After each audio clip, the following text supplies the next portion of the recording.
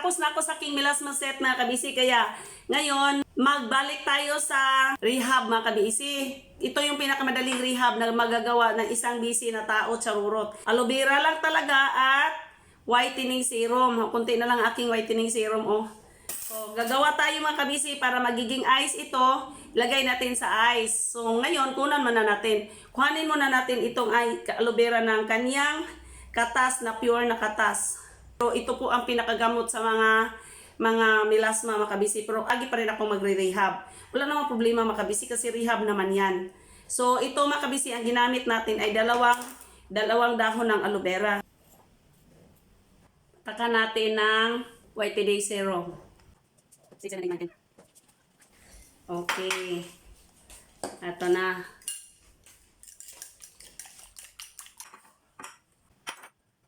Ito. Sala.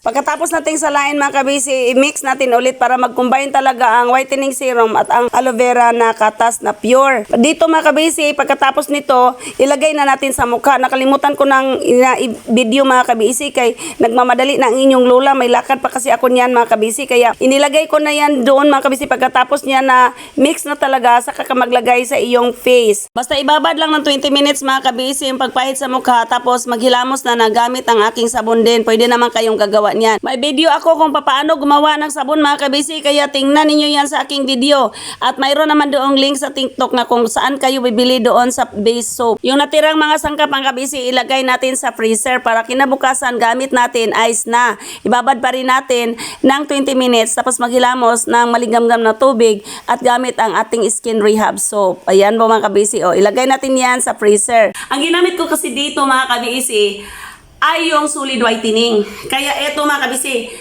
mahal yun mga kabisi. Hindi yung base soap na white, hindi po. Iba po yung base soap na white. Kaya ito solid whitening ang ginamit ko. Nilagyan ko lang siya ng tissue para hindi ka talaga siya mag-aalog-alog-alog. Charot lang. O ito po mga kabisi, magsabon muna tayo. Ito yun mga kabisi. Nilagyan ko siyang ganito para naman ay safe na safe at hindi siya mag-aalog-alog para pagdating dito doon sa inyo ay ganito pa rin. Tingnan niyo mga kabisi.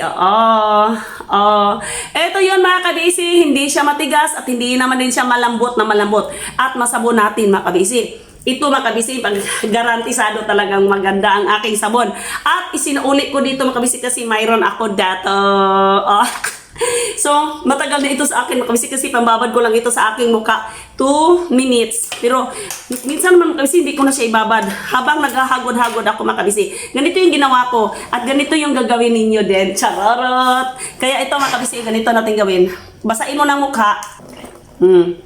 Tapos, ganyan. Ito, mag-count na kayo ng 2 minutes. Yan. So, pwede naman i-ganyan-ganyan.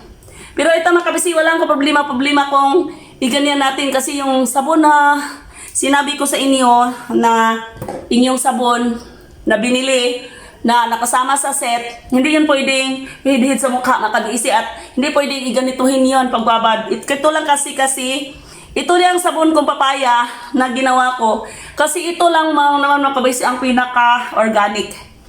Kaya, naka 1 minute na tayo. Kasi 60 second lang ang 1 minute. Kaya ganyan lang kabisi. Dapat malinis na malinis ang ating mukha bago tayo maglagay ng ating rehab. Ang aloe vera naman kasi mga kabisi, minsan din magawa din ako ng aloe vera na sabon. No, ito ang aloe vera naman kasi mga kabisi ay napakaganda sa mga sunog at sugat. Kaya ito yung ginamit natin talaga at ang ginagay ko lang dito sa aloe vera mga kabisi, whitening serum lang. Lamos na tayo.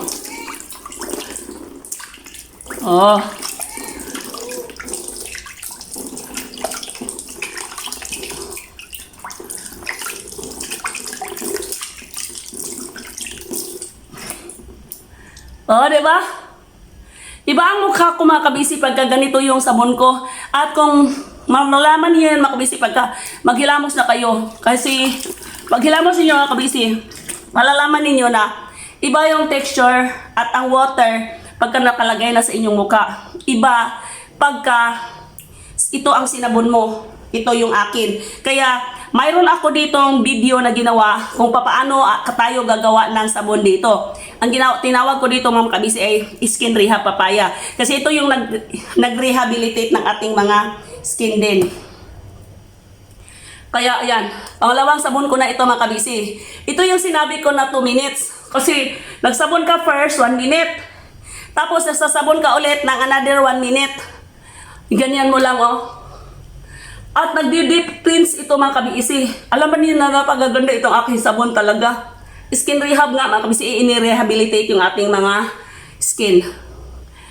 Diyos ko dahil mga kabisi. Kaya sa pag-rehab natin mga kabisi, 5 days na yon. Tapos magamit natin doon mga kabisi sa ating set. More or less mga kabisi, 5 to 6 days. Kung hindi pa, i-extend niyo na until 10 days. Wala na yung inyong milasma. Pagka inyo talagang i-follow ang procedure. Oh, namos na tayo. Last na ito mga kabisi. Hindi na tayo mag-sabon ulit.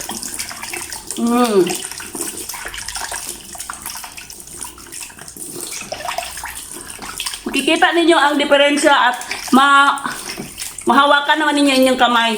Iba yung hawak niyo sa kamay ninyo, sa sabon ninyo na ginamit niyo palagi at sa itong sabon na ginawa natin. Kaya kayo din dyan na kabisi, gagawa kayo ng inyong sabon.